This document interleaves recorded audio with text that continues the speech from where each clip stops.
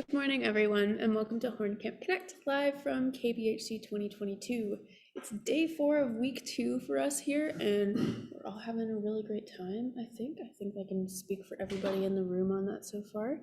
And today's session highlights Lauren Becker, who will be talking about cadenzas, which is great. We all need to know how to write cadenzas and get more ideas on that, right? So anyway, that is what's going on. I, of course, am your moderator and KBHC staff member, Elizabeth Simmons. Bernhard Scully is here to do the warm-up today. You can't quite see him yet, but I promise you he's right there. Hi. Let's see. Sorry, I didn't want to let you hear everybody all at once multiple times, but anyway. Zoom housekeeping items, you all know them by heart, but let's say them anyway. So that everyone's able to hear the presentation, we've muted all participants. Please stay muted for the duration of the session unless someone asks you to unmute. If you click on participants at the bottom of the screen, you should see a participant list pop up with your name at the top. If the name associated with your Zoom account is different from your own name, please click on the blue More button next to your name, select Rename, and enter your own name. If you'd like to include your pronouns with your name, please do so. If you click on chat at the bottom of the screen, you should see the chat box appear. Comments posted in the chat are, of course, affected by the drop-down menu above the text box. Depending upon your selection, your comments may be viewed by everyone or by individual participants. Each time that you enter a comment into the chat, please double check your selection so that your comment is seen by your intended audience. And with all of that, I'll hand things off to Bernhard.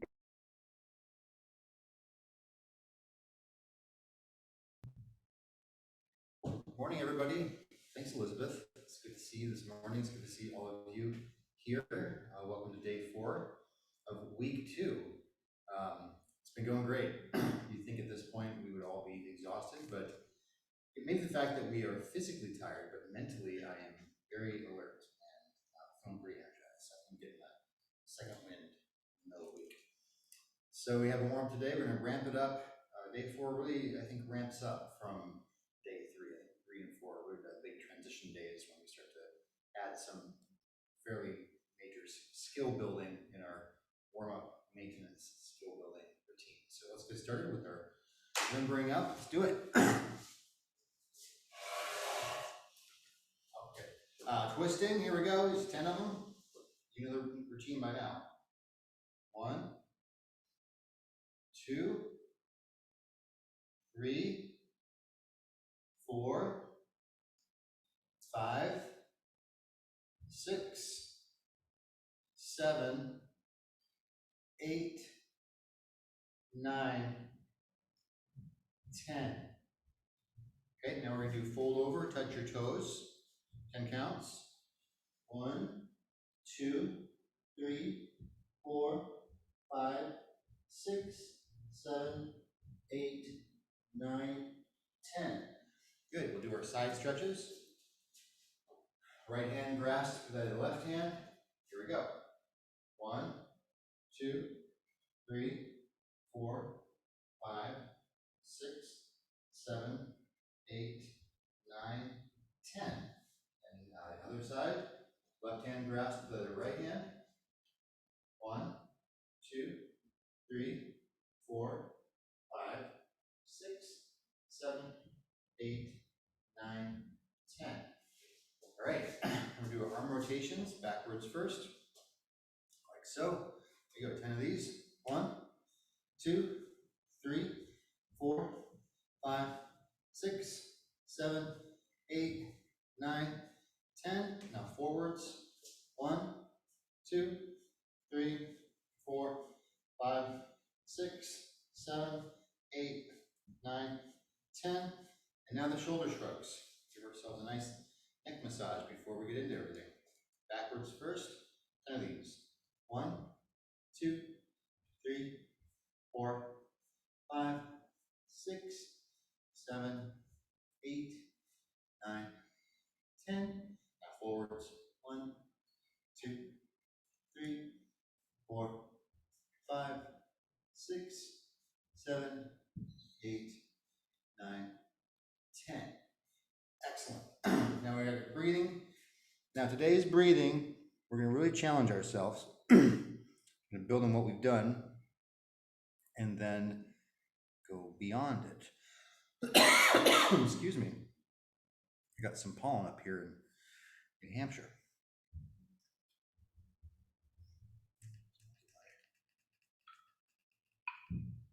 There we go. Put that on a 1. Okay, so we do 3 in, 6 out, 4, 8, 5, 10, 6, 12, then 3, 15, 2, 18, 1, 21, and then we're gonna do 1 out for as long as we can go. Let's build. 1, 2, ready, go.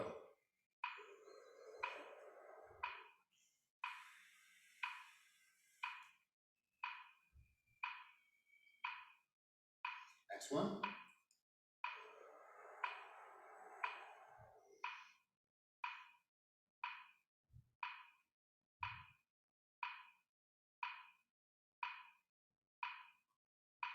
Good, 5, 10, 1, 2, ready, go.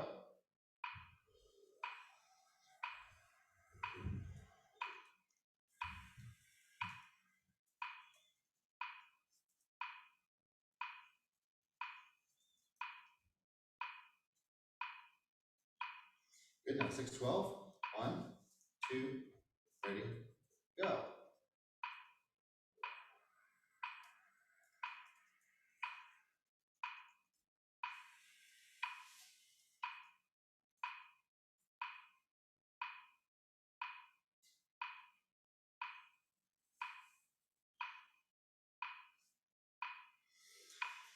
Okay, now we're gonna do a shorter intakes, 3, 15, 2, 18, and 1, 21. 1, 2, ready, go.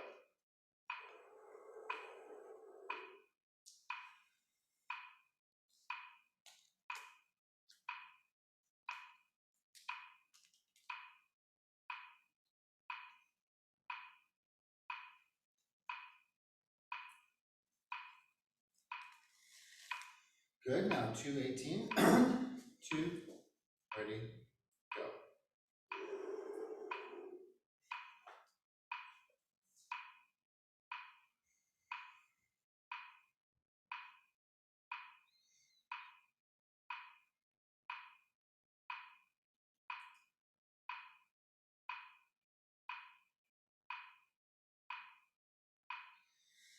And 121.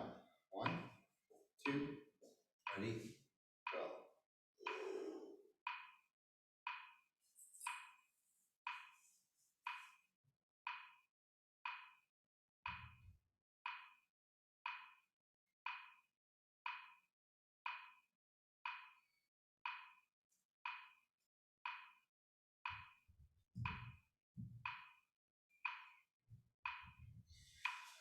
Okay, I'm gonna do another one. The intake on 1 is gonna be totally full, and then we're gonna go out for as long as we can. Just try to test yourself. Let's see if you do it. Everything out, relax. 1, 2, ready, go.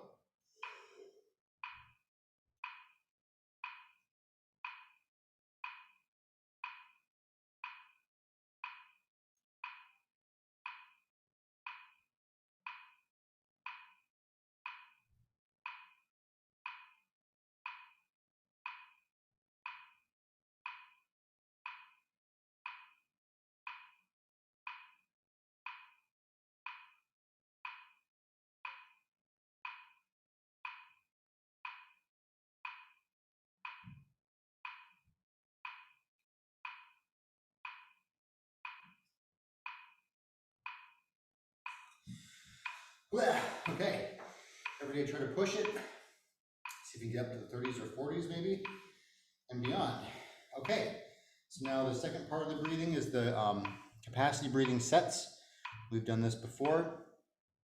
In on 1, top it off, and out with the hissing. Try to make each one a little more than the previous. All right, first one. Hurry up.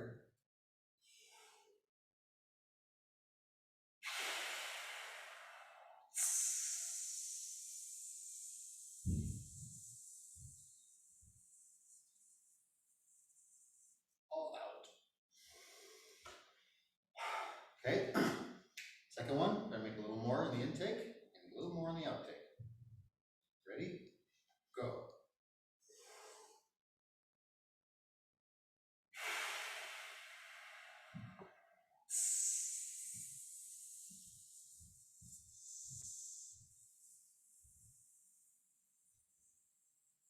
All out. And one more. 2, ready, go.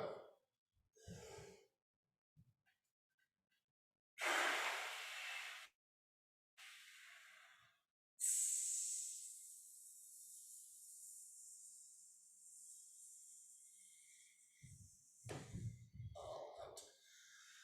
Okay, all in, all out. Now ready for our first notes of the day.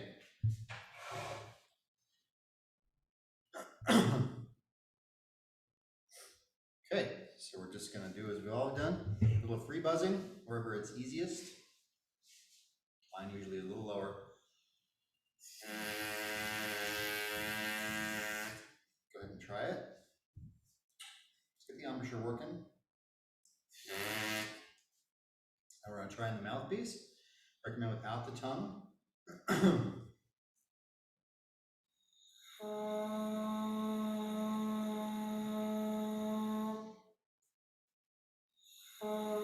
Get some sound working. Now we're gonna put it back in the horn, and what I usually do is just blow very warm air into the horn to make sure it's not too fast. And like a seashell.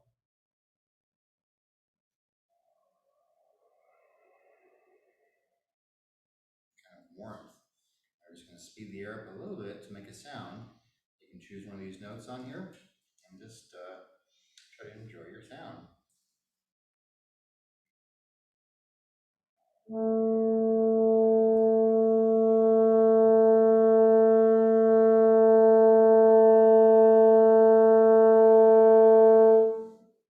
As you're playing it, just listen to what you like, listen to some parts of it.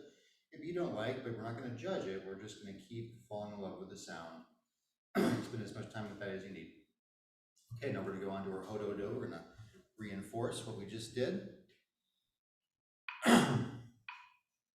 Apologies to my throat, there's a lot of pollen up here, so I have a frog in my throat. Okay, ho-do-do. First one's air attack, then legato tongue. 1, 2, ready.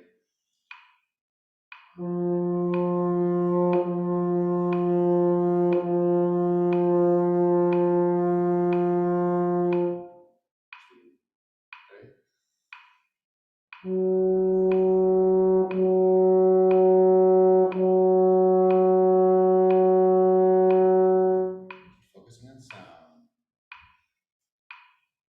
E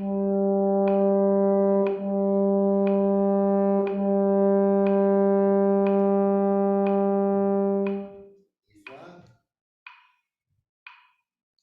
E.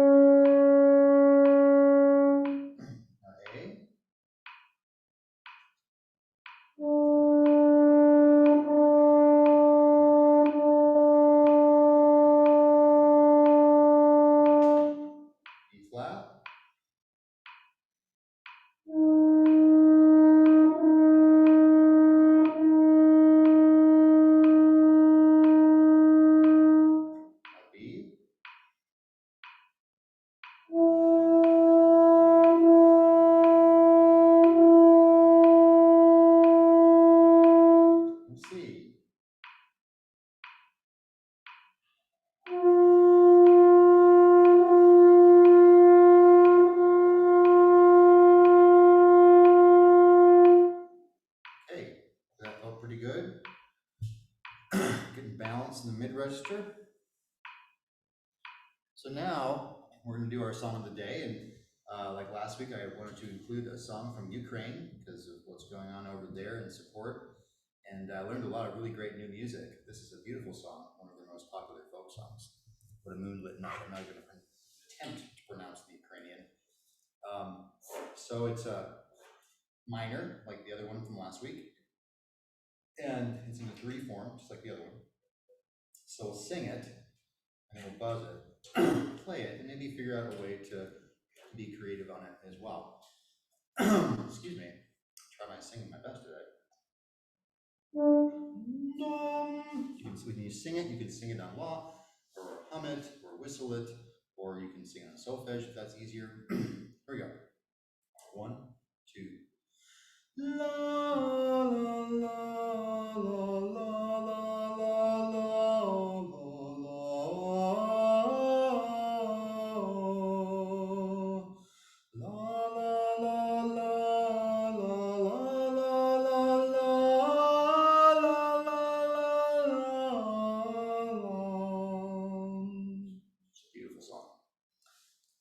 I'm certainly connected to music by just singing that.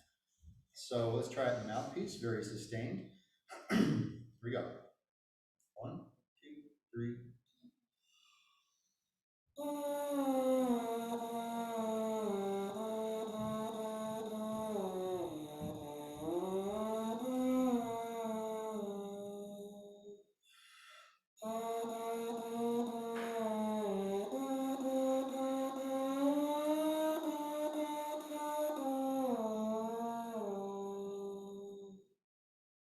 Okay, so now we're going to do the same thing on the horn.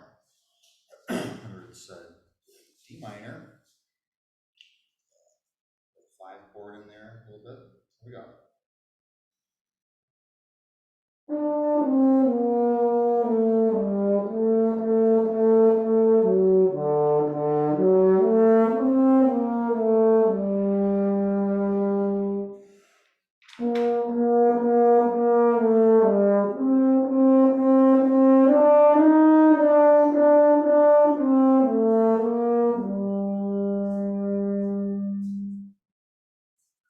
Okay, should feel really good to play a song like that in the mid-range. Thank you. Water. Thanks. So, creating, well, we've been talking about, let's find out what the chords are. What are the implied chords and what's the key area of a piece like this? So it's D minor with some A major for the 5 chord. Let's maybe explore some of those sonorities. Just kind of get that sound in our mind.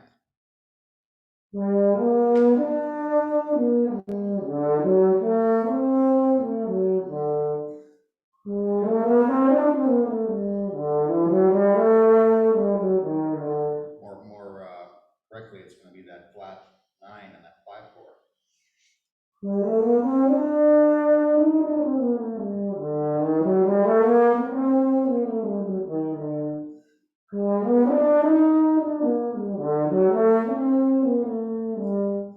Just kind of explore the chords and see if you can, create more melodies, create more sounds. You might end up creating your own song in this key for yourself. So we'll just have more music.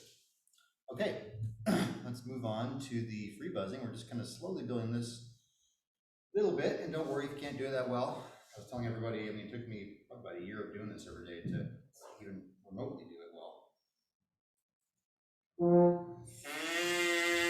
So we're just building this like. Let's try to get a nice sustained sound with it. Let's go. 1, 2, 3.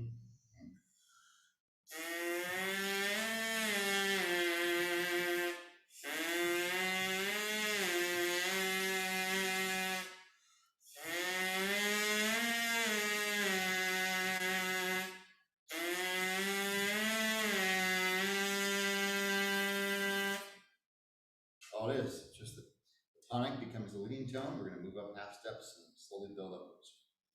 Okay, so now the mouthpiece sirens, we are going to add the top octave to this today. Do the best you can. Don't worry if it's not quite there yet. So the siren, we want to get as much sound in between as possible. Let's try it. 2, okay. Hit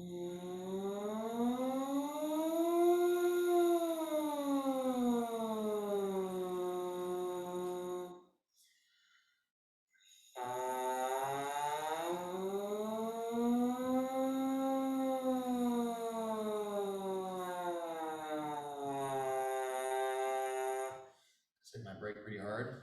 Then we're going to go up the octave. Once again on the G.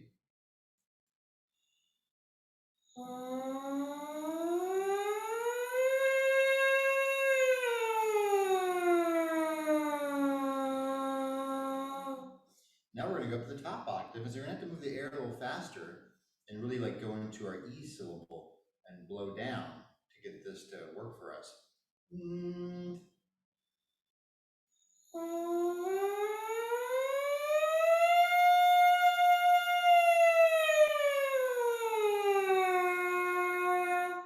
To think about the air as a dial speed. It's kind of like in the mid range, you know, we go to 4 or 5 on the C. And as we go up, we're going to turn it to about a 9, right?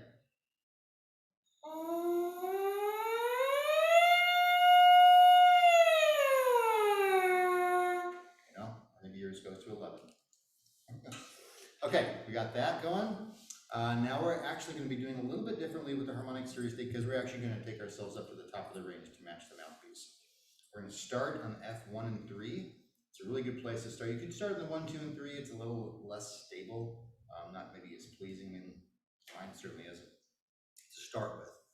The 1 and 3 is it's pretty stable, and we're just going to start to build upwards. I think, yeah, let's keep it on 60. So the first one, I'll just do it for you. First one's a building exercise.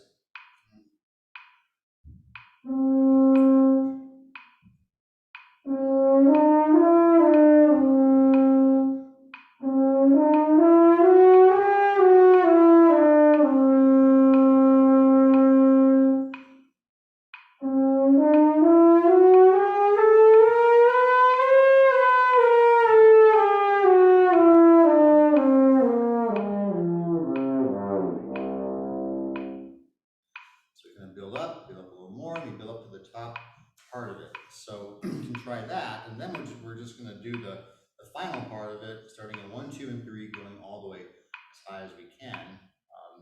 Let's try it. It's a great way to kind of get the lips up in the upper range at the beginning of the practice session. Okay, we're going to start on 1, 2, and 3 now. Big breath. 1, 2, 3.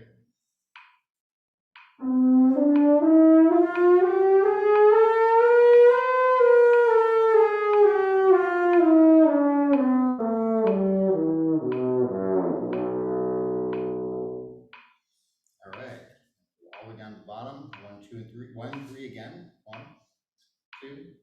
All right.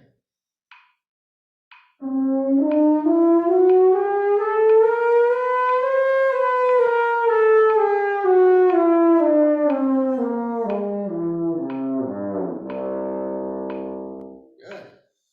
2 and 3. 1, 2, 3.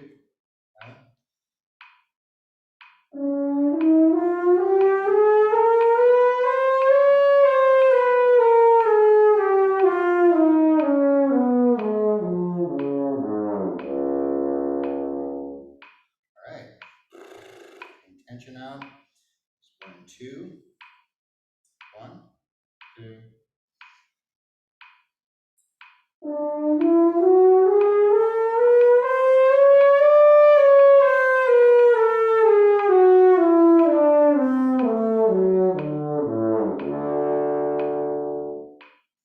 Okay.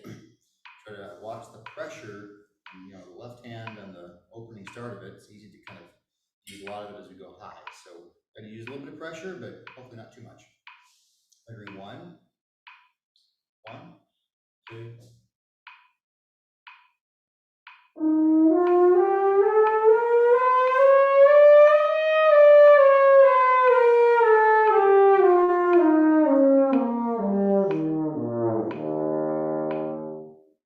Okay, now we're going to try fingering 2. Keep the air moving. Keep bumping those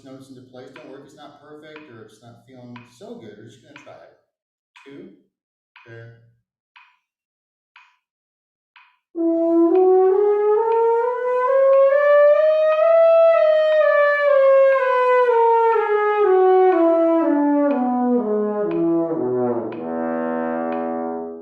Good, now we'll do fingering open, see how it feels. 1, 2, okay.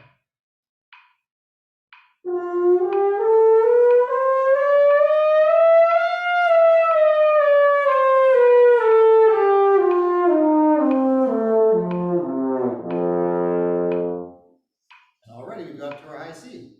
So, yay, both in the mouthpiece and on the harmonic series. It was pretty quick, pretty painless. Face is ready to go. You want to tell the face, not going to do it right away, but we're going to get there pretty quick and sets us up nicely to build more skills. All right, the lip trill builder. We're just building on what we've done before. Today we add sextuplets in the ever-increasing subdivisions, leading toward our trill flourish. Remember that we're going to focus on the sounding notes, a diatonic trill.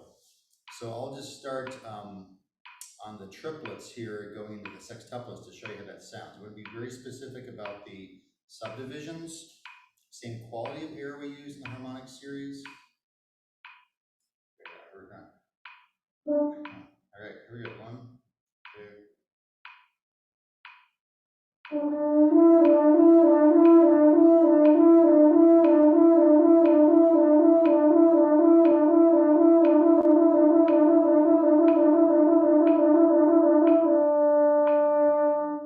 That's what it sounds like. And now let's do the whole thing. Starting from the half note, breathe wherever you have to. Don't worry about it. All right, 1, 2.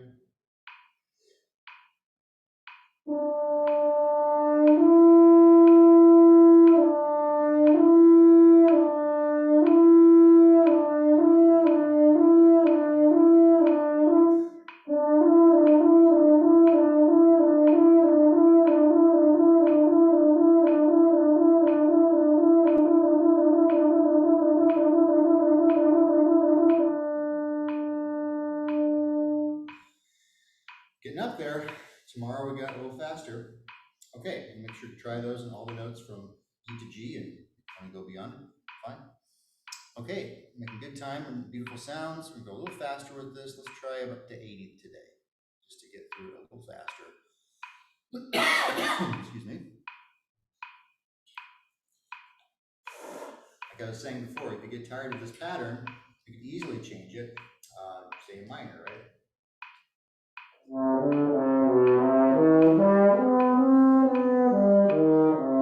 Diatonic. Whatever you like, you can change this pattern and keep it melodic if it gets a little stale for you. Here's beautiful sounds in the major. 1, right?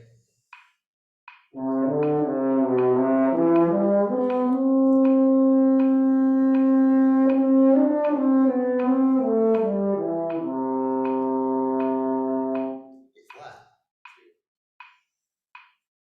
2.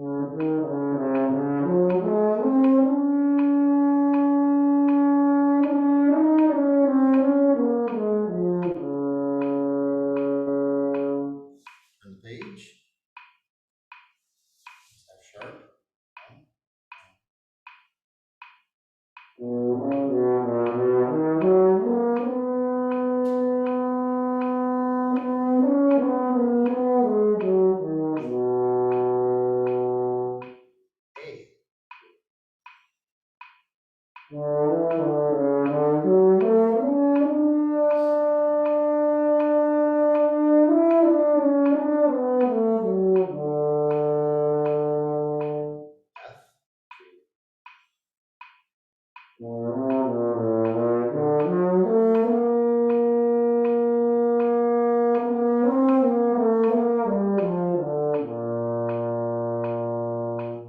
Flat.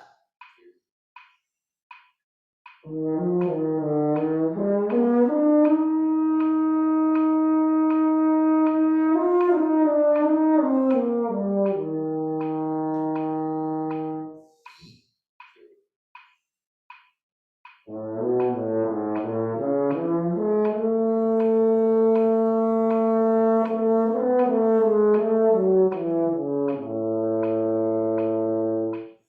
up my music just a little bit. We're going to go B. 1, 2.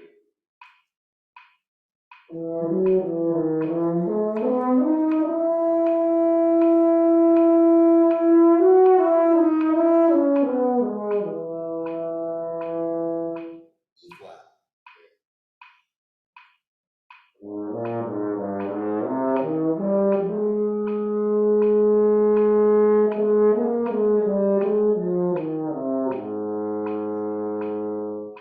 C.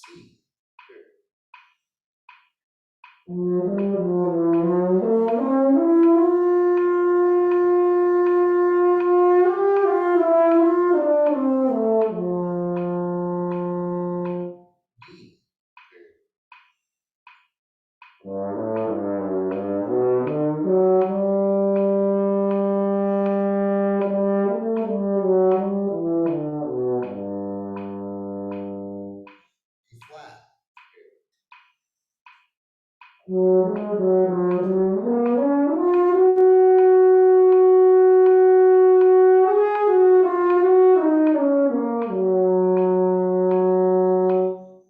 Turn the page.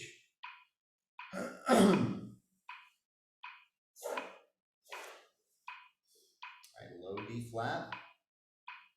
1, 2.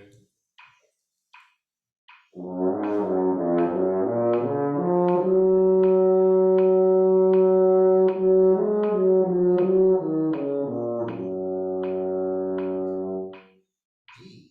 2.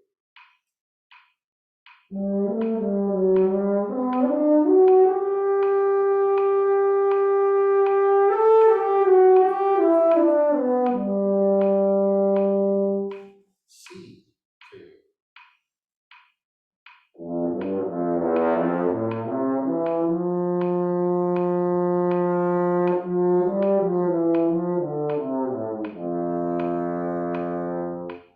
Flat. 2.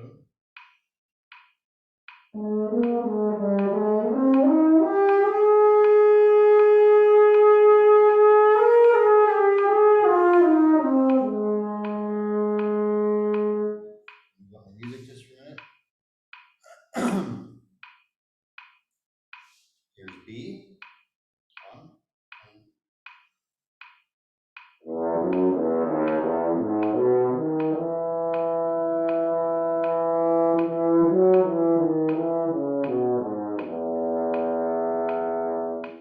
E. 2.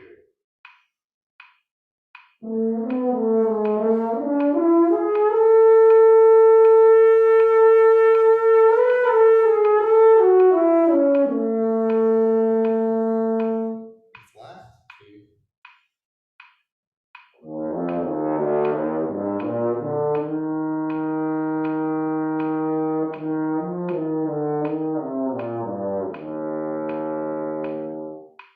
F.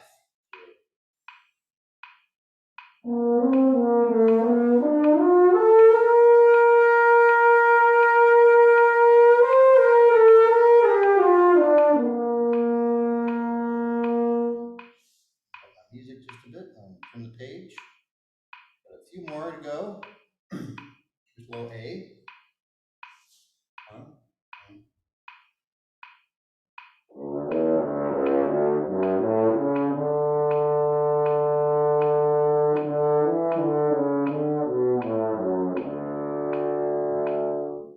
F sharp.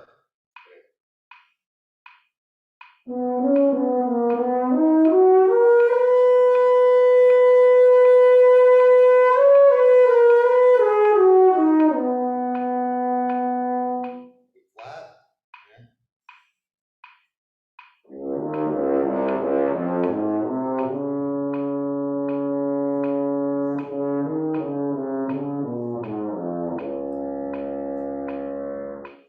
G.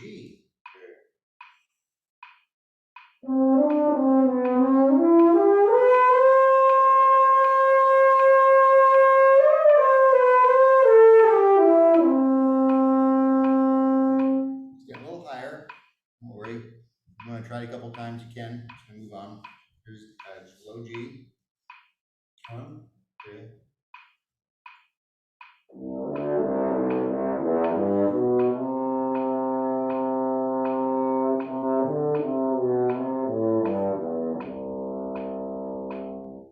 Good. Just get some water out here. All right. Last high one. We're going to A flat. 1, 2, 1. Okay.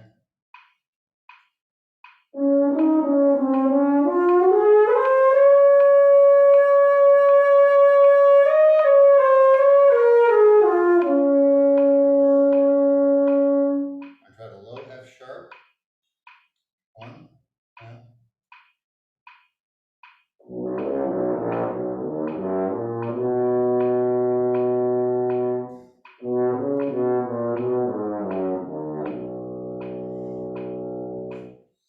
We're almost at the top and the bottom of the ranges. Last couple days, we'll expand a little more. Do the best you can. Okay, now we're gonna take the tempo. Well, you know, I might take this at about the same tempo for this chromatic scale because we don't want to take too slowly with it. Again, adding about half an octave with this. If you don't like this pattern, you can sort of isolate parts of it in different ranges.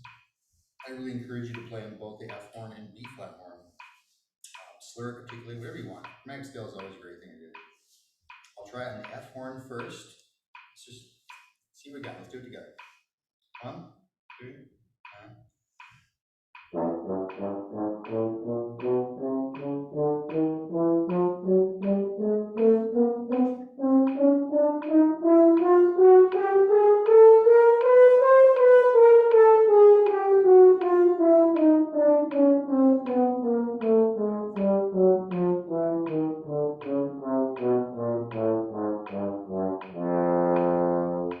Good. Now, B flat horn should feel easier, but maybe the fingerings are still new to you. Just give it a shot. Trigger 1 and 3 to start. 1.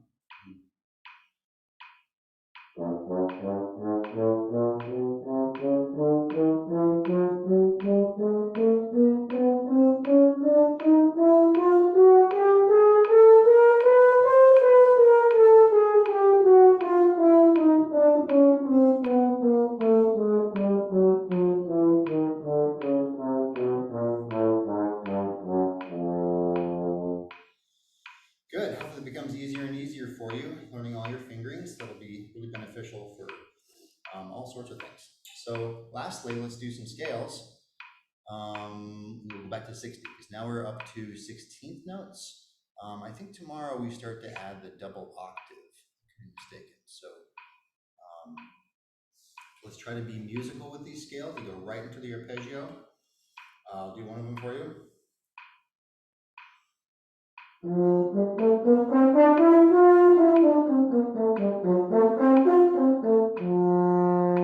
Try to pretend like it's in a piece of music when you play it. The articulation, you can vary it. You might do like a longer articulation. You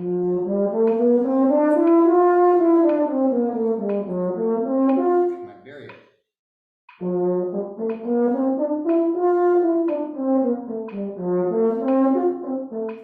Just whatever you think is most useful to you, and get a little bit of this going in the warm up. Okay, let's do it. Circle of fifths. 1, 2, 3.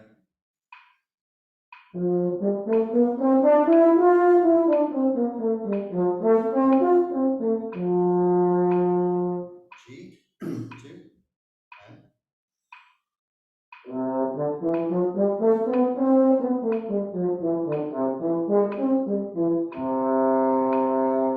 D, 2, and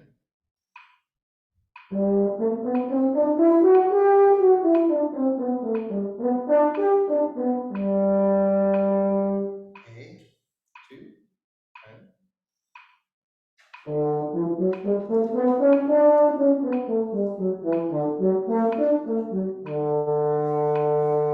E, 2, and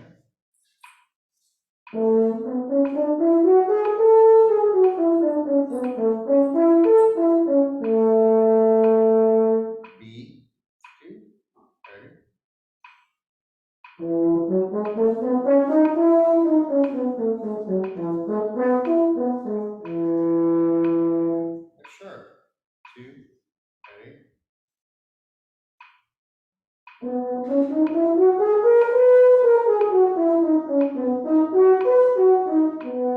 B flat, 2, ready? I'm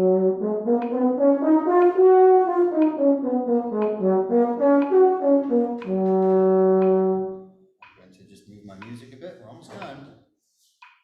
Record time, huh? Here's A flat, 2, ready?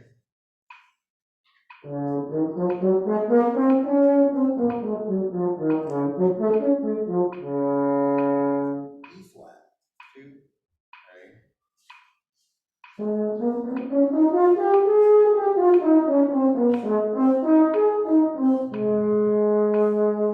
B flat, 2, ready?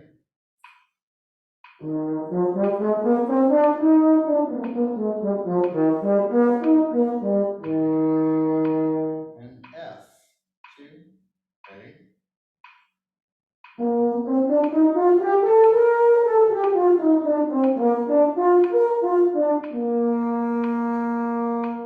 All right, all your scales are done, and let's take just a moment to do some warm down pedals, okay?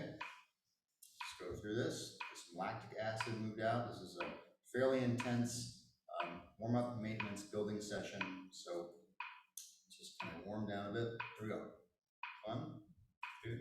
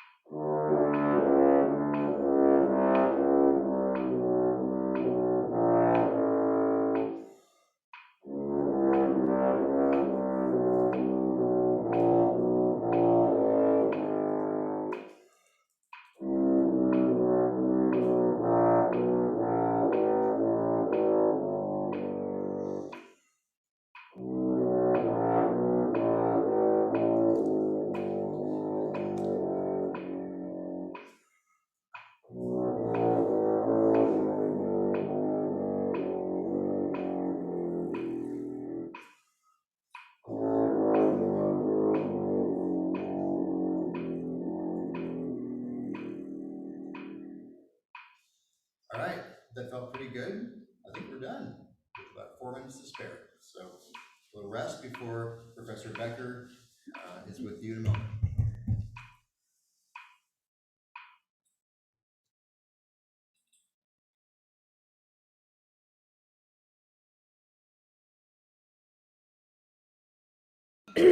Sorry, do you want to come talk about Sure. some horn camp stuffs?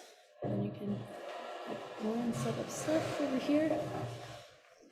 It's really still cool to be in the same spot as everyone else. It's a nice time. There's Lauren, I'm preview for you for just a second. Yeah. Just for a second, yeah. So, Bernhard, what was your favorite thing? We had our faculty staff recital last night, and maybe not your favorite thing, but what were some of the things that you enjoyed? I know you played some jazz with our executive director, Peggy Moran's husband, Jack, who plays bass, and that was really cool. Was there anything else that you particularly inspiring, or? Oh boy, I thought everybody played amazing. I mean, I gotta be honest, when I first saw the program, like literally everybody had wanted to play. And sometimes these concerts, when you see, almost 20 people on a roster for a concert, it's a little worrisome, like, oh, well, we're gonna go to the wee hours of the morning. But it was actually not that long, relatively speaking. I think between 2 and 2.5 hours, which is not bad, even with intermission. I thought everybody played amazing. You started the concert with Beethoven's Sonata on the Natural Horn with Katie Ambrose, which I thought was really cool. just incredible. I haven't heard that piece played in full in a long time at camp, and especially on the Natural Horn, that was really, really cool. You played amazing. Thank Glier you. Concerto, the second Appreciate it, movement. yeah, Beautiful, beautiful sounds. All the staff that just knocked it out of the park. Like that was cool to, for both faculty and staff to play in the concert. Lauren Becker played a really beautiful piece that I hadn't heard before, and a lot of the music I hadn't heard before. Nikki played a Tomasi Concerto. I never heard that piece. It was just a Jesse and his mom played this really cool piece that was an arrangement from bass trombone and horn for 2 horns and piano. Very, very cool piece. I didn't But realize that was an Prashant arrangement. played, the intermezzo gliere. He had some, kind of usual standards that played beautifully. It's the first time I've heard you play a solo. It was just really, really nice to hear you.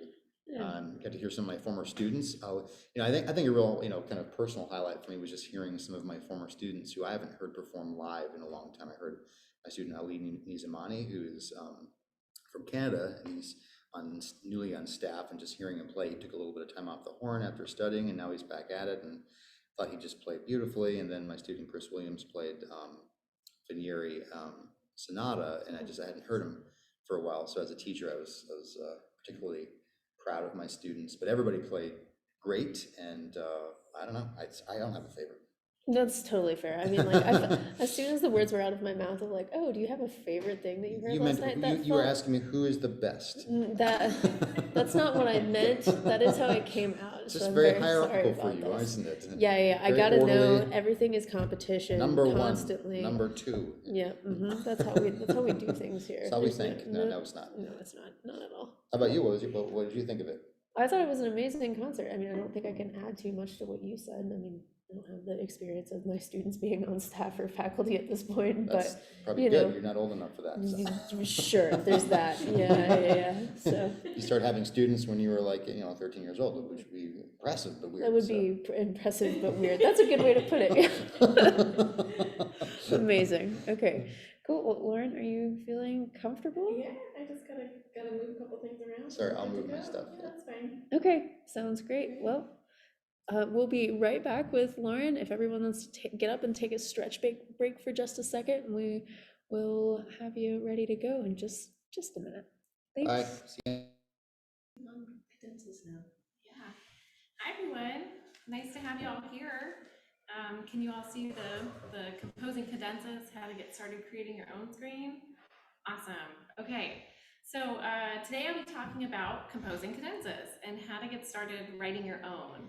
This is something I do myself whenever I'm performing a piece that has a moment for a cadenza in it, and it's a process I do frequently with my students as well. So I'll briefly define what a cadenza is and why you might want to try your hand at composing one yourself, give some historical context and thoughts on performance practice, and talk through some steps to getting started on your own. So it's okay if you have no experience doing this whatsoever, or if this is something you are already familiar with. Hopefully there'll be some useful tips for everyone in here. We're going to use Mozart's Concerto No. 4, Movement 1 as an example today, but these ideas will transfer when composing cadenzas and other works as well. So let's get started with the very most fundamental thing here. What is a cadenza? A cadenza refers to the part in a piece, usually near the end, where the soloist typically performs all by themselves. In a concerto, the orchestra generally holds a sustained chord and then rests. They totally cut out. And this is where the soloist comes in with their cadenza, which could be an improvised piece of music or a written out piece of music. Some composers actually wrote out their own cadenzas that they prefer are played, while others wrote out one that's kind of suggested as a guide, but many give artistic freedom to the soloist. Spots for a cadenza are found frequently in classical and Romantic era concertos. You can see an example of one here on the screen. It says, there's a fermata, which is the orchestral hold, and then it says cadenza ad lib, which is short for Latin ad libitum, which means at your pleasure, as in it's your time to show off and shine. The cadenza often serves as a climactic moment in a piece and allows the soloist to go beyond what is already written out for them in the rest of the work.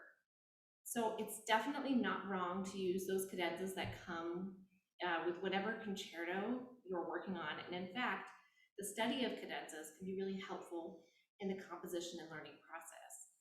So if one is already supplied for you, why bother writing your own, right? Well, to create something that reflects you and your playing. Going through this process can really stretch your musicianship and your technique.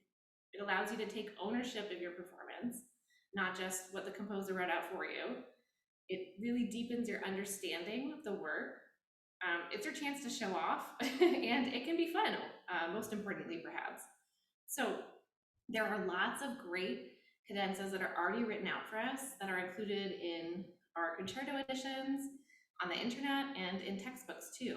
And these can be great resources. It can be really helpful to study and play through these cadenzas and even rework or embellish them. However, I also want to encourage you not to be intimidated by the process of going about composing your own that reflects your unique voice and set of skills.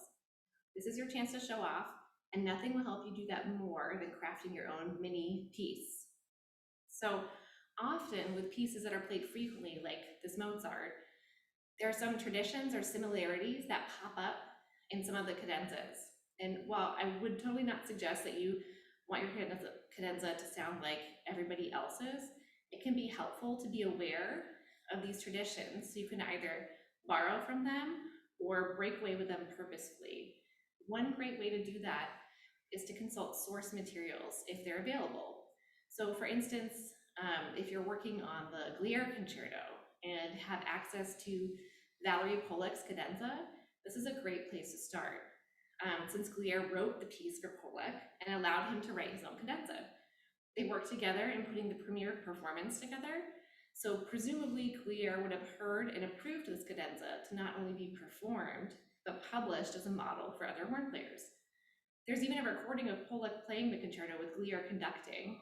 You can listen for interpretive elements straight from the source. Such a great resource. And it's right on YouTube, by the way, for free if you just search for Valerie Polak Glier Concerto. It's right up there. In the case of Mozart's horn concertos, I'm not aware of any cadenzas that Mozart wrote out for the horn or any that survived from the hornists who premiered them.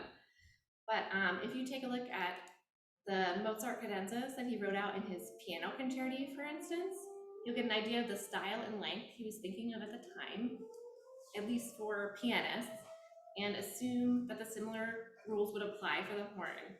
And you can actually view these on the website imslp.org if you're curious and want to check them out.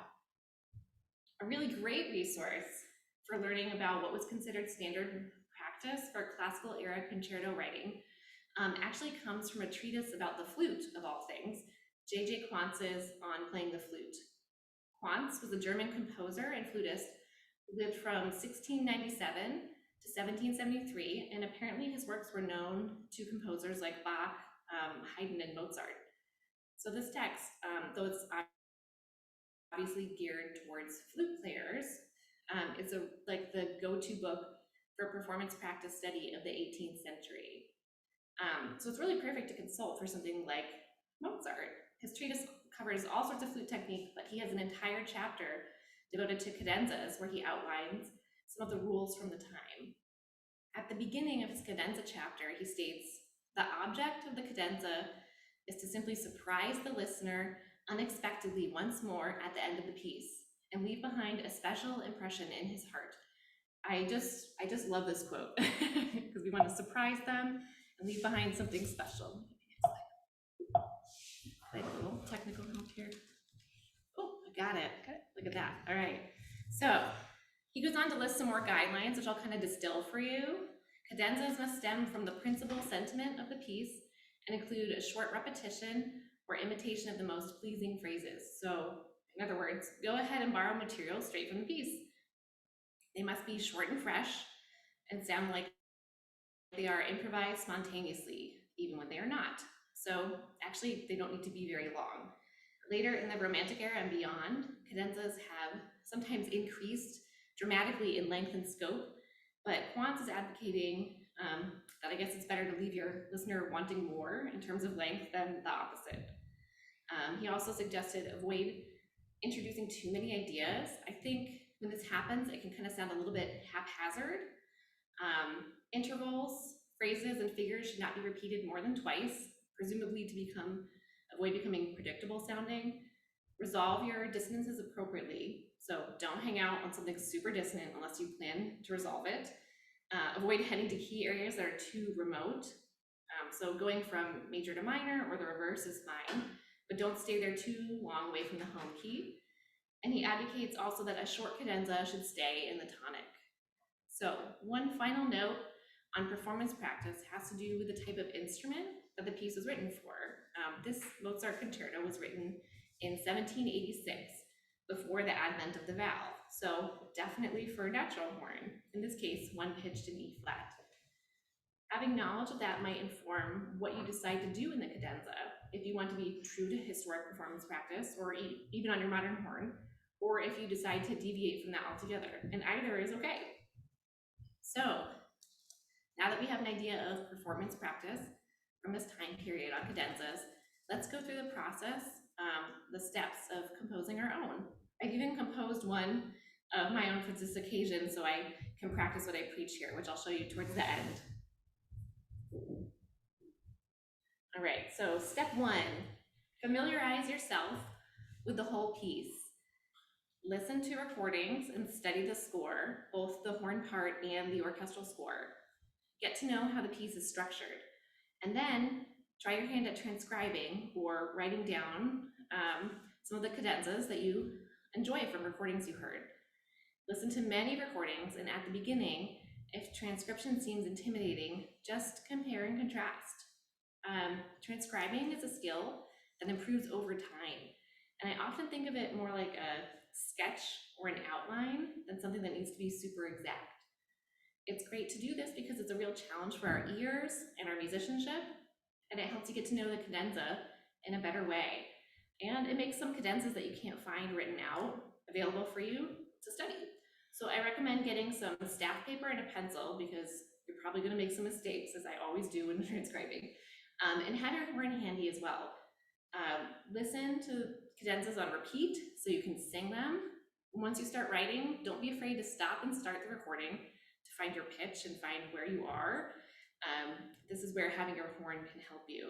And if you can't figure something out, that's okay. Just kind of leave some sort of code about what's going on there, so you know what it is, and then try and pick it up later and try your hand at another chunk. So to get us started, we're gonna listen to a few versions of cadenzas.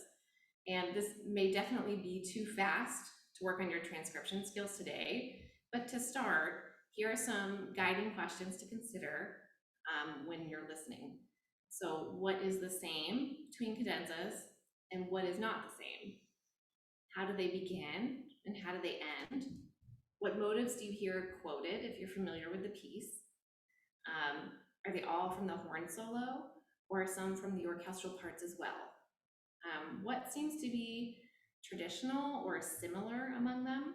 And most importantly, do you like that? Do you want to deviate from that if you were writing your own? So without further ado, I'm going to pull up maybe about 5 cadenzas for us to listen to briefly. Okay, the first one is going to be by Dennis Brain here. And this is a cadenza I often use as a representative model for myself and for my students for study. So I thought it'd be a good one to start with today. Here we go.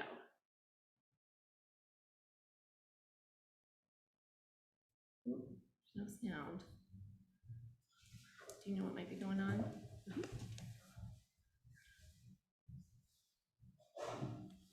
Try it now.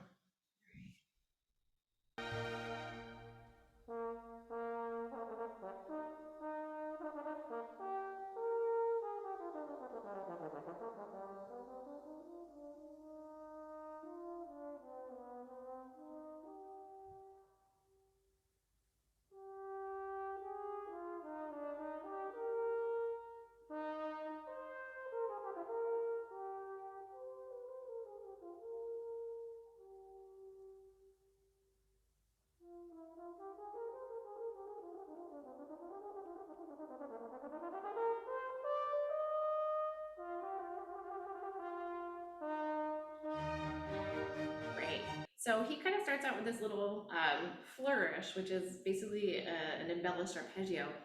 Bum bum, bidadum, bum bum bum, bidadum, bum bum bum, and then he goes down some sort of scalar passage from there. He's actually quoting straight from the orchestral introduction, which I think is very clever. I also like that he explores a large chunk of range overall, definitely getting up to the high B flat above the staff. and ends with this beautiful, elegant lip trill from the second to the third scale degree in the key of B flat, in this case, be a C to a D, ending on Do or B flat in this home key for horn. So let's listen to another one and we can kind of compare. This one is going to be Barry Tuckwell's cadenza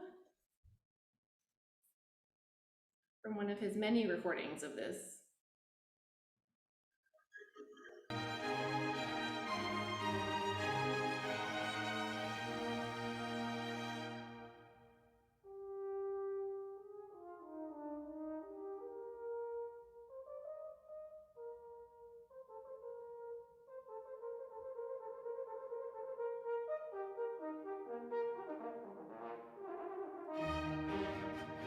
So this one has a different opening. It's definitely shorter than Dennis Brain's version. And it has kind of a little fanfare feel to it, I think, and ends with the same kind of a trill. The next one we're going to listen to is David Allen Cooper.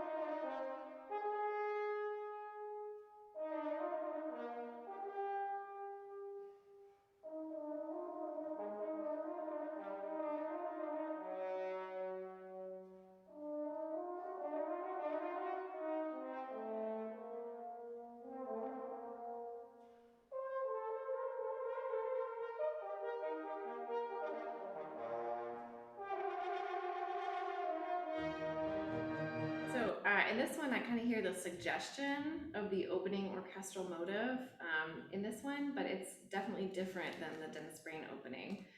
It plays around with some of the main themes and the tonality, but I also hear some original sounding material that connects back to the piece. It ends with that trill that a lot of them seem to enjoy doing, but there's no flourish up to the high B flat like in some of the other ones. So a little different.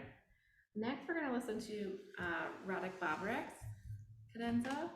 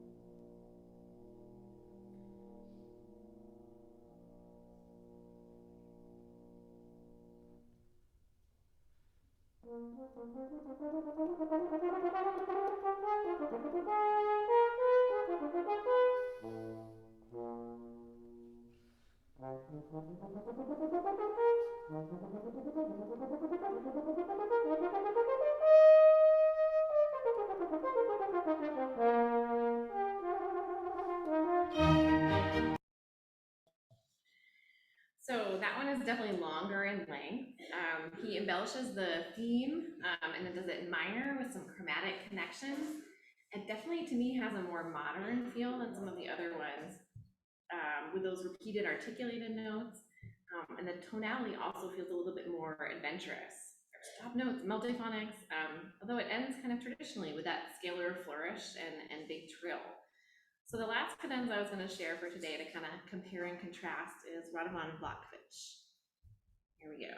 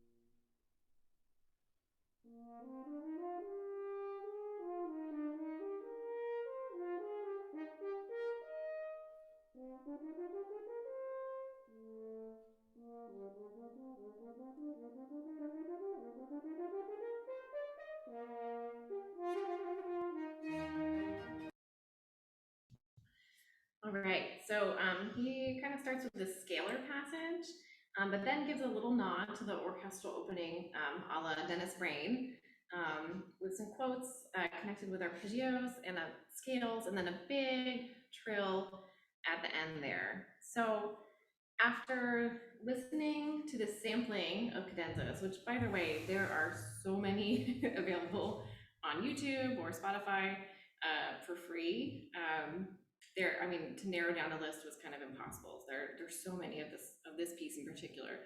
So you can go down the rabbit hole yourself and keep comparing and contrasting. But between these ones, I definitely hear some similarities and some melodic material borrowed straight from the movement. The length of all of them tends to be about a minute or less, so actually not all that long. Let's see, Roddick Roberts was probably the longest one. That was just a couple of minutes. I hear several people start with some arpeggiated passage in the tonic, B flat major, that has some upper and lower neighbor figures, like a little turn. I hear a lot of scalar passages, and several end with a trill on re to mi, or C to D in this key, that tonicize on do or B flat. There are also many great cadenzas, however, that don't end with this kind of trill. On YouTube, for instance, there's one by Alan Civil, as well as one from Dale Clevenger that don't end that way. So it's totally not mandatory to end with a trill, though it is pretty common. In these cadenzas, I also hear a large chunk of range being explored, which is fun and surprising. So I think Quants would approve of that. Sometimes on a first listening, it is hard for me to totally place where something comes from within the piece. So if it does at all, which is why the score study and the listening to the movement and the piece in its entirety is pretty critical. So having listened and studied and perhaps transcribed at some point, the next step in composing your cadenza is to come up with a few motives you might want to incorporate or explore, either from the movement or maybe your own original ideas.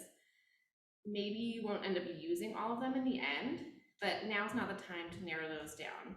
I also find it helpful to think of how I might want to begin and how I might want to end, and then perhaps some other thoughts on things I might want to incorporate as well. So the next step is to make a sketch, map out your ideas. Here's some of my ideas when I was thinking of writing a cadenza for Horn Camp this year. These are some of the ones that I considered using. Since I am cutting and pasting from either the piano score here or the horn part, the piano one is going to be in concert pitch and the horn part is in E flat, just so you're aware. My initial ideas, what to do in this Horn Camp Connect cadenza, were to begin giving a nod to the orchestral intro, like several of the cadenzas we heard. I want to end with an ascent to the tonic to a high B flat and do that trill that a lot of them do. I wanted to explore some minor tonality because I think it sounds cool, and incorporate some low and some high range, because whenever I hear that in some of the cadenzas, I always think it's a little bit surprising and fun. So after all of the brainstorming and sketching out some thoughts and materials for your own cadenza, next we're going to make the ideas you want to include connect and start sketching out drafts of your own cadenza. So we want to connect the ideas, and some ways to do this between all the melodic ideas and fragments. You have you can put together some arpeggios, like tonic or dominant ones, to alter an existing theme or connect themes together. They're pretty common. So in this piece, for instance, a tonic one chord is any combination of B flat, D, and F. And a dominant 5 or 5/7 chord would include F, A, C, and E flat. But other types of arpeggios might work too. Sequences can also be helpful to elaborate or elongate a melody or get us from one place to another. A sequence is a restatement of some melodic material, either at a higher or a lower pitch level. I don't know if there are any Koprash fans out there. We all are, right? We're horn players. But this is a device he uses a lot in his etudes all the time. Koprash 10, for instance, has many sequences in there. It's basically the same 4 pitches up a step each time. But this can be a great way to connect some ideas. You can also use diatonic or chromatic scale motion by filling in segments between motives to link them together. Shift from major to minor or minor to major. In this concerto, Mozart actually does this at the beginning of the development section. The whole movement is in the key of horn B flat major, but the development section shifts initially to G minor, which is a logical choice because it shares the key signature with B flat major. So you could also explore a little B flat minor. These are probably the 2 most common ways to shift to this type of harmony, to this type of tonality, but certainly not the only 2. And you can also explore different key areas. So think about the chord structure of the piece. Staying close to that will make it sound a little bit more stylistically appropriate. In this case, that would be like tonic and dominant, 1 and 5, or subdominant, 4. But you can certainly deviate and explore further afield. Without any of this connecting material, like if you played all the themes that I had out in step 2, just like back to back to each other, or ones that you were interested in playing, the cadenza probably won't sound as organic and cohesive, and probably not actually improvisatory as Quantz kind of suggests. So as you sketch, also consider what skills you want to show off and incorporate. So high range, low range, trills, leaping, fast technical passages, lyrical playing, whatever makes you feel like this is your cadenza and makes you feel good to play. So while you are exploring connecting material, I recommend playing around with your horn. This is the best way to see what works and also probably what doesn't work. So another tip here, it can be really hard sometimes to remember some of the licks that you played that you like later on. Recording these sessions, even just like with a voice memo, can really help you recall what you liked. This has happened to me so many times, so frustrating, where I think of something cool and that works really well, but I don't write it down or can't right then. So I recommend recording yourself and then transcribing it later. Singing can also be really helpful. It's sometimes harder when the horn is up to our face, to figure out what to do. But singing can really free up our creativity, which we can then transfer to the horn. So finally, the last step in this process is to play with time and space and other musical elements to really make this cadenza your own. Some ideas to play around with include transposition. You can go up or down the octave to another key, or explore another tonality altogether, like minor, as we discussed in step 3. You can add embellishments like trills and grace notes, vary the tempo, add an accelerando or a ritardando, employ some rubato, like pushing and pulling the time to add to that expression. In all 5 of those cadenzas that we listened to before, I heard each of them also employing a lot of rubato, push and pull. You can experiment with different articulations, try some rhythmic variations, like if something is in duple or groups of 2, change it to triple, groups of 3, or the opposite. Add dynamics. These don't have to be ones directly from the piece either. Remember, like the surprise of hearing a theme that's normally played at a forte volume at a soft volume instead could be really cool. And then you want to make room for space, like fermatas or caesuras, a nice break to allow the listener to process and enjoy what they're hearing. Another helpful hint, when I end up writing out my sketch or draft of a cadenza, I do them in the key of the piece I'm playing. So in this case, I would, because I'm reading a part that's an E flat horn, I'll be writing my cadenza in E flat to transpose when I read it. I find that if I'm already transposing a work, if I switch to F for the cadenza, I usually make really silly mistakes, like I'll retranspose it or something. But you should do what makes the most sense for you. So now that I have gone through some of the steps here with you about how to write a cadenza and the ones that I do when I'm writing my own, I thought I would show you the one that I created just for today, using some of the motives I displayed for you earlier.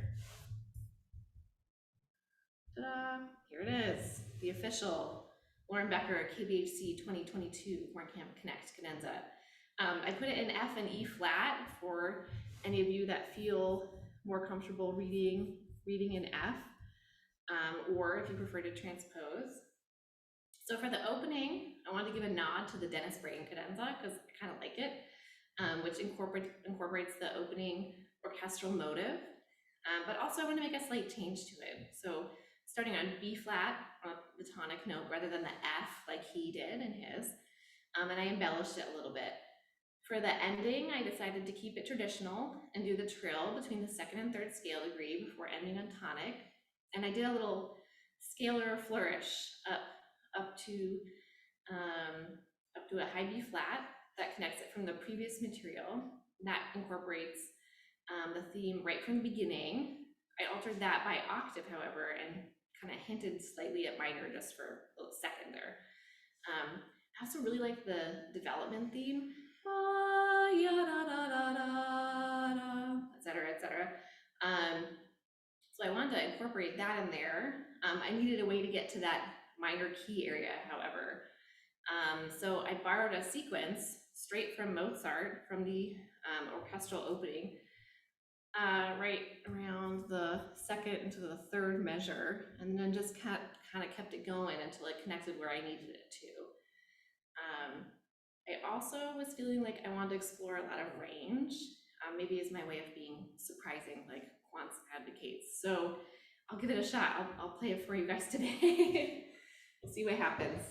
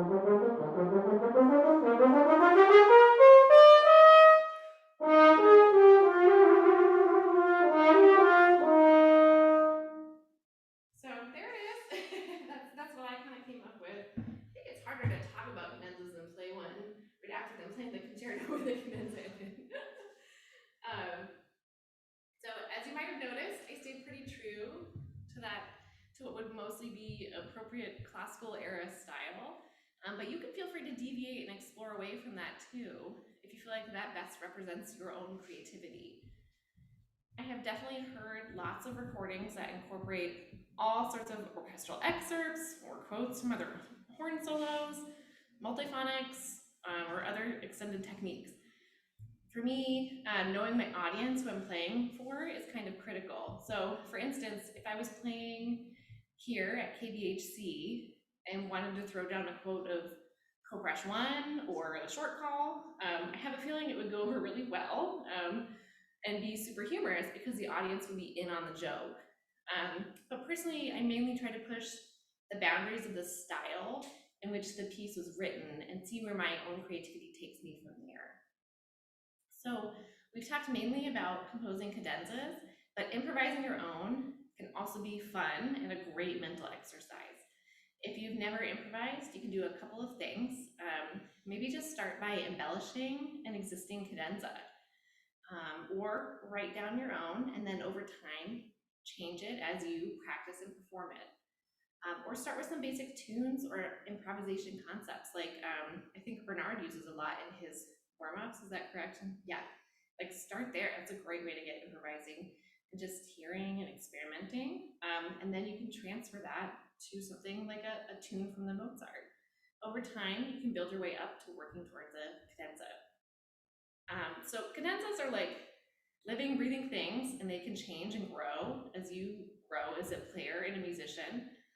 My cadenza I wrote for this session of Horn Camp Connect is different than the one that I used the last time I performed this, and I have a feeling the next time I play Mozart 4, I'll have a different cadenza. Maybe it'll cannibalize pieces of this one, maybe it won't, but I think that it's always nice to be changing and allowing them to grow. So we all have something to say musically, and I really encourage you to get composing and try your hand at writing your own. So that's what I've got. If you guys have any questions, please feel free to throw them in the chat or, yeah. Yeah. So like Lauren said, if you have questions, please feel free to go ahead and drop those. And Lupe, I see one of yours. Can you just stop screen share for just a second? Hi, I'm here now. Oh, thank you. All good, yeah. Technical support. Yeah. So Lupe asks, do you keep a library of your cadenzas? Oh, do I keep a library of my cadenzas? Yeah. I think I'm gonna start because when I initially decided to do this presentation, I was like, where did I put that cadenza that I used last time? I should be more organized. I use some music notation software. In this case, I swear I'm not sponsored by them, but I use MuseScore. It's free, which is why I used it. There are other ones you can pay for, and you can upgrade the subscription that have fancier things, but for me, just the basic one is fine. So because I did it on a music notation software program, now I have it saved somewhere in the cloud. But yeah, my handwritten ones, I really should have saved them. They're probably in my office buried somewhere. But from now on, I'm going to be good and start a file. And just a word on music notation software. Sometimes I actually find it easier just to write it out by hand. My handwriting is not the best, so sometimes it's hard for me to read or other people to read, but which is why I did them out this way for you all. But you can be more free that way. Sometimes within the confines of a notation software program, it's hard to like, well, I don't really want a bar line there. That doesn't make sense. Or why can't I just do this? So I totally recommend trying your hand at writing it out, and then if you get familiar with one, popping it in there. But yeah, I recommend you keep a file. I'm gonna start keeping a file too. Awesome. I also need to start keeping a file because now that you're talking about, oh, it's probably in my office somewhere. I have no idea where to even start looking for mine, but I think it's good. I think it'd be a nice record too to see like how you grow and evolve and how your ideas evolve over time. So when I get home, I'm gonna go dig around for that. Thanks for jogging my memory to go look for that. Amazing. So we have a couple other questions. Great.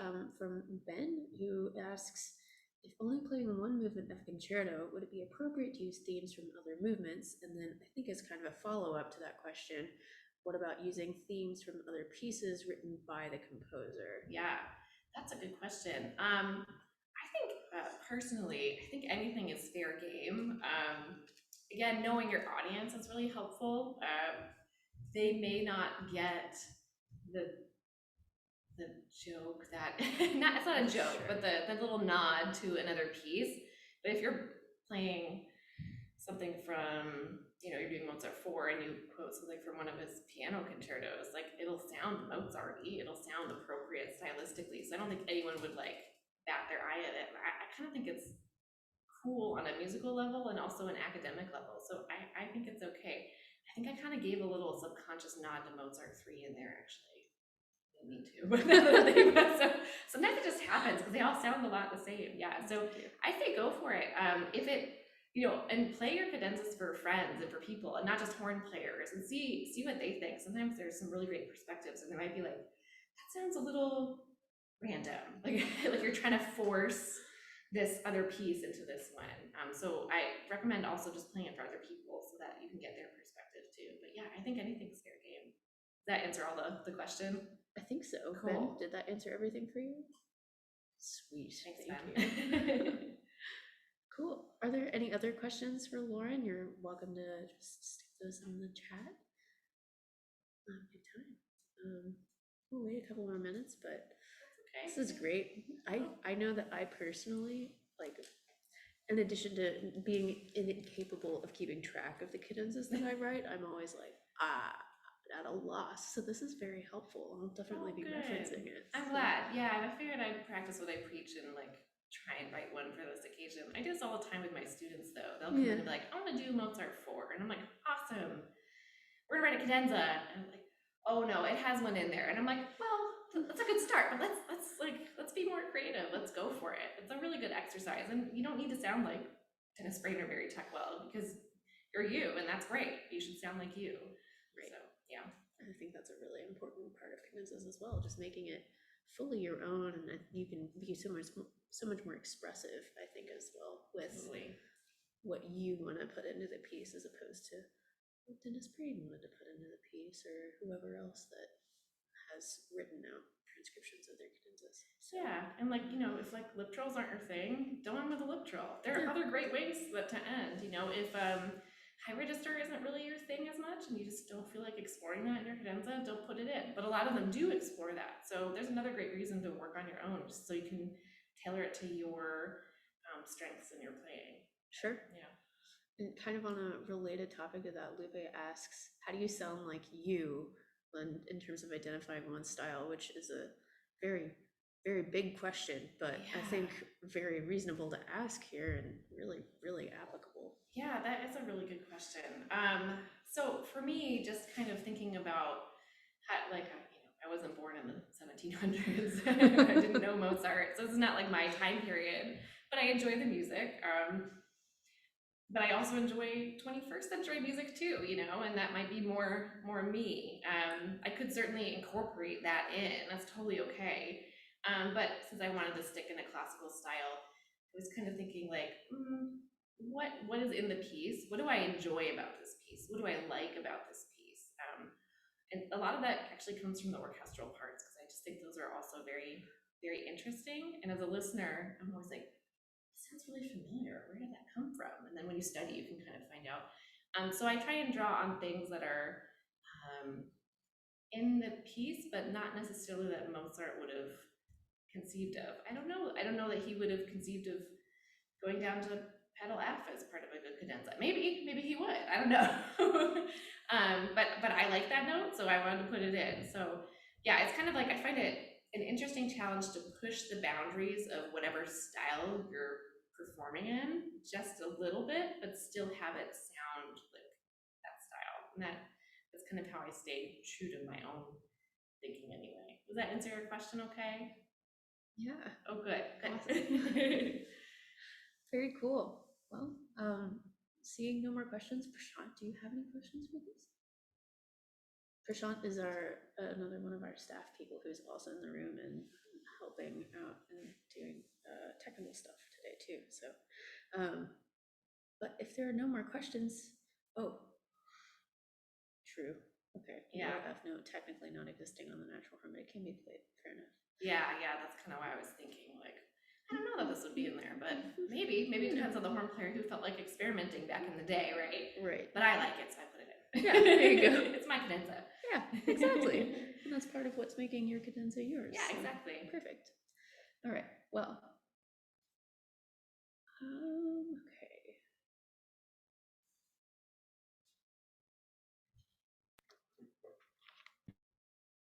Can you move this out there? All right.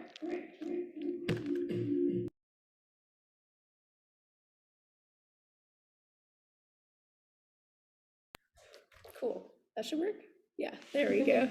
Okay, so seeing no more questions, thank you so much, Lauren, for being here today. This was a really lovely presentation. I will be adding the PowerPoint that Dr. Becker had to the handouts folder in a little bit. So if you'd like to look at her cadenzas or reference those notes in any particular way, you're welcome to do that a little bit later today. Of course, that'll also be in the evening email, and as will many other links, a whole bunch of them at this point, I think. But you're welcome to reference that. All of our sessions are on YouTube, minus yesterday's, because we had some interesting internet issues here at the White Mountain School yesterday evening. So I'm sorry I haven't gotten to that yet. It should be open later today, probably this afternoon. If you'd like to rewatch these sessions, like I said, they are on YouTube, and I hope you will join us tomorrow morning at 8 a.m. Eastern for the next edition of Horn Camp Connect live from KBHC, which will feature, who's tomorrow? I should know this. Oh, Susan McCullough, sorry. All right. It's been a long couple of weeks. It'll feature Susan McCullough. She'll be talking about dealing with breathing and nerves while you're playing, which I think is going to be really applicable. Her son, Jesse McCormick, will be leading the warm-up tomorrow morning, so we'll look forward to that tag team. We will see you tomorrow morning. Everyone have a great day. Thanks so much.